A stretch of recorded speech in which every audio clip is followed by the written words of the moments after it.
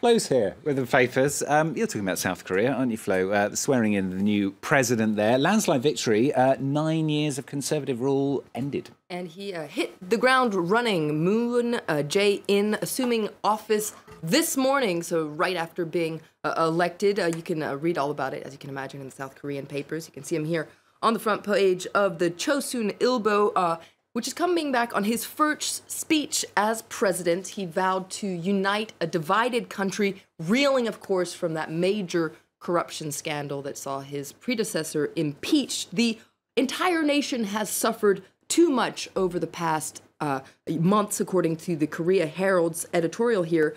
Moon is a new, fresh start. That being said, though, there is no time for celebration. He should not indulge in his victory.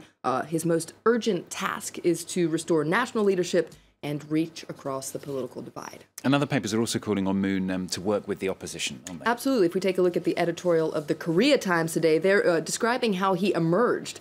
He emerged from an ideological battlefield with bruising identity politics, name-calling, lies, and backstabbing. It was brutal, according to the Korean Times. And so you can see he really needs to ditch partisan politics and adopt partnership governance. He really needs to be the president for all, according to the Korea Times.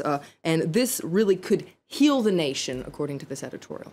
Now, beyond politics, Moon's vowed as well to address the economy, hasn't he? And also relations with the North. He even actually said that he would be willing to go to Pyongyang if those conditions were ever right. A position that surely goes against the U.S.'s position right now. And you can read more about that in the editorial of the Washington Post today that essentially says that his election could pose a challenge to an already wobbly U.S. position in Asia and this isolationist strategy that's being urged by President Trump. The good news, according to the Washington Post, is that South Korea's new president is also striking a conciliatory tone.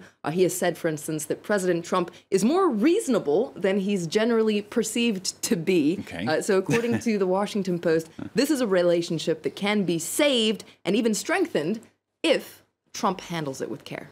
Speaking about President Trump, he's also in the spotlight stateside. This, of course, for firing the head of the FBI, James Comey, now officially over his handling of the inquiry into Hillary Clinton's emails. And he was fired via a letter that's been published on the front page of the New York Times. You can see that letter. He says Trump says that his term, he's been removed from office effective immediately, and I like the way it ends. It says, "I wish you all the best of luck in your future endeavors." You can see it's quite a short letter there. According to the New York Times, Comey actually learned that he had been fired while watching television. And according to the New York Times, he reportedly laughed, thinking it was a prank. But of course, it is no prank. Now, a lot of papers are focusing on the fact that, the official reason is over the Hillary Clinton emails, but there's also the glaring fact that Comey had been cooperating with an intelligence committee investigation into Trump's alleged ties to Russia and allegations that the Kremlin,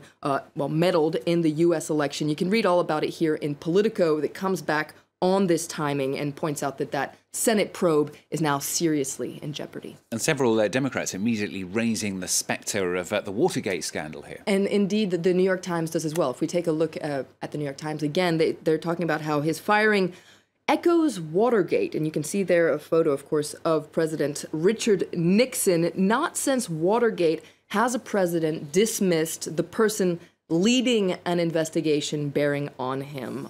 And the paper points out that Comey's firing has drawn comparisons to something called the Saturday Night Massacre.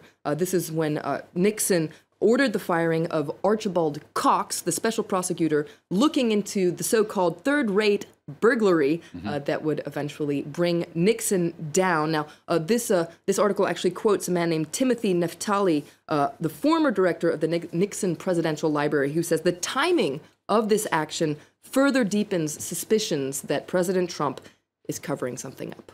Now, other papers, though, they disagree, don't they, saying Trump's quite right to have done this. And as you can imagine, conservative papers are defending President Trump's decision. Let's take a look at the editorial in the Wall Street Journal today. You can see Comey deserved dismissal. Better now than never. Now, the Wall Street Journal was among the papers who was against the nomination of Comey in the first place by President Barack Obama. And according to this editorial, he's committed enough mistakes in the last year to deserve to be dismissed, especially everything he did concerning that investigation into Hillary Clinton's emails. According to this paper, essentially, he's more concerned with the politics of his own reputation. He is political in precisely the way we don't want a leader of the FBI to be. Trump should now devote himself to nominating someone of integrity who could meet the standard of being credible to the American people and also look at the Russian evidence with fresh eyes. Okay, Flo, thank you very much. Flo Villeneuve with the papers here on France 24, Stephen Border's business as well. That's